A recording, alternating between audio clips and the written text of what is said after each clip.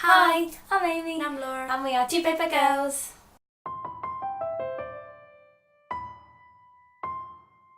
Today we're doing our January TBR, our first TBR of 2017, which is crazy. I hope you had a good new year. We are really excited to read because we've just had Christmas and got like new books, and we have kind of free time this month, but either way we're just quite motivated because you've got all that like 2017 like hyped up to change yourself kind of vibe. So And I remember at the start of 2016 I read like 5 books in January, and I really like getting off to good starts for my reading challenge in January. And this is actually quite sad because I don't have a lot of books on my TBR because we're kind of throwing ourselves into third year of uni because we don't have to do this ever again. But it's a really strange feeling, but we have quite a few that we need to get through, so let's get started. I'm just going to quickly mention these 3 because they're in my December wrap up because I read part of all of these 3 books in December, so I just want to finish them off basically. All We Shall Know I will definitely finish soon because it's really short and I've already read around half of it, so I'm like in the midst of reading this. And then these 2 I can both kind of jump straight into them. I always want to say The Ghost in the Shell. The Ghost of Heaven is one that's really easy to dip in and out of, and they split into like 4 distinct sections, so I think I can definitely get round to that one because I can just hop in and out of the sections when I've got time to read. And Moriarty, I think I will just be super hyped to read because Sherlock will come back, and even though I'm kind of spoilt for this, I'm still really in the mood to read it, so I think once Sherlock comes back I'll just like dive into this. It's got pretty big font, so hopefully these 3 will get done pretty sharpish. The first thing that I want to read in January, and something I've already started in December, is Emma by Jane Austen. We have to read this for one of our romanticism modules, which we already done last year, but now it's got harder. And Emma's on it. We're about 100 pages in, and I'm really enjoying it. Emma Woodhouse is a really, really good protagonist. It's just about her and how she loves matchmaking and how she's never going to get married, but I bet she will. It's just a sweet classic that does feel like it would be a contemporary for a girl in like 1815 or something. And it's really sweet. Nothing much is happening. They're just like going for tea and having walks, but it's the conversation, isn't it? It's snappy.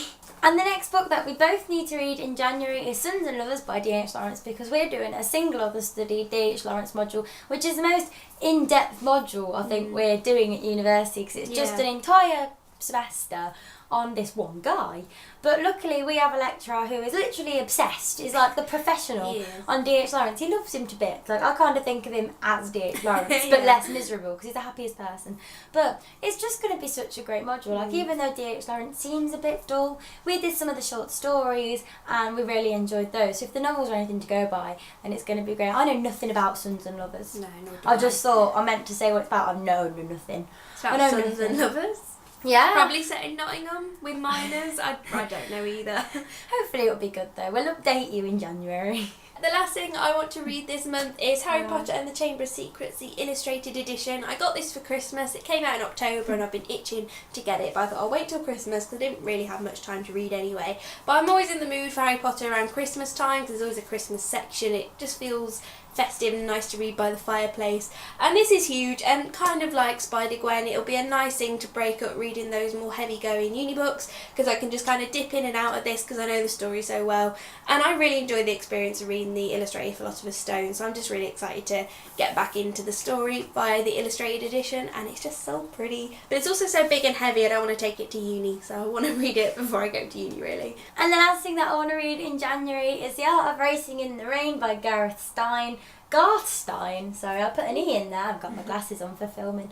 But basically this book is similar to the book that I read on holiday, which I'm going to put in one of my favourite books of 2016 video, and this is about a dog who brings a family together, but he can speak, and I reckon you're just going to be in the dog's thoughts and just how he looks at his family and how he thinks are the best things in the world, and these kind of books just take my heart and just give it what it wants. I absolutely adore it and I can't wait to read it, and I think once I've read Emma and Sons and Lovers I'm just going to speed through this because it's quite short and it's got like big writing, and I just can't wait to read it. So that's it for our January TBR. Hopefully we get through all these books and have a bit of a better reading month than December. I mean, we have to get through the uni books, so we're definitely going to read 2 books each this month. Let us know what you want to read in January, and have a lovely new year if this goes up before then, but if not, we shall see you in 2017.